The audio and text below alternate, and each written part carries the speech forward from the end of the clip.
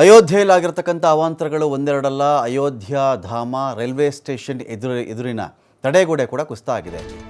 ಅಯೋಧ್ಯ ಧಾಮ ಅಂತ railway station ಇದೆ, ಅಲ್ಲಿ ಅದರ ಎದುರುಗಡೆಯ ತಡೆಗೋಡೆ ಕೂಡ ಕುಸಿತ ಆಗಿದೆ.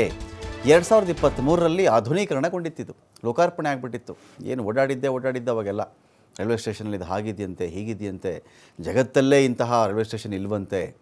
ಟೈಮ್ ನೋಡಿ ಇಷ್ಟೊತ್ತು ರಾತ್ರಿಯಲ್ಲೂ ಕೂಡ ಯಾರೋ ಬಂದಿದ್ದಾರಂತೆ, ಅಲ್ಲಿಗೆ ಟಿಕೆಟ್ ತೊಗೊಂಡ್ರಂತೆ, ಓಡಾಡಿದ್ರಂತೆ ಎಲ್ಲ ಕೇಳಿದ್ವಲ್ಲ. ಇದೀಗ 2023ರಲ್ಲಿ ನವೀಕರಣ ಆಗಿ ಆಧುನೀಕರಣಗೊಂಡಂತಹ ಒಂದು ಜಂಕ್ಷನ್ನು ಇವತ್ತಿನ ಸ್ಥಿತಿ ನೀವು ನೋಡಬೇಕು.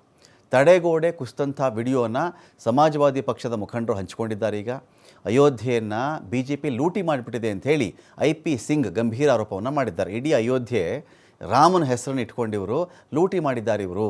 ಡಿಸೆಂಬರ್ 30, 2023ಕ್ಕೆ ರೈಲ್ವೆ ಸ್ಟೇಷನ್ನ ಖುದ್ದು ಪ್ರಧಾನಮಂತ್ರಿ ಮೋದಿಯವರೇ ಬಂದು ಉದ್ಘಾಟನೆ ಮಾಡಿದರು. ಈಗ ನೋಡಿ ಆ ಒಂದು ಉದ್ಘಾಟನೆ ಮಾಡಿದಂಥ ಕಟ್ಟಡದ ಸ್ಥಿತಿ ಹೇಗಿದೆ ಅಂತ ಅವರು ಇದೀಗ ವಿಡಿಯೋ ಹಂಚಿಕೊಂಡಿದ್ದಾರೆ.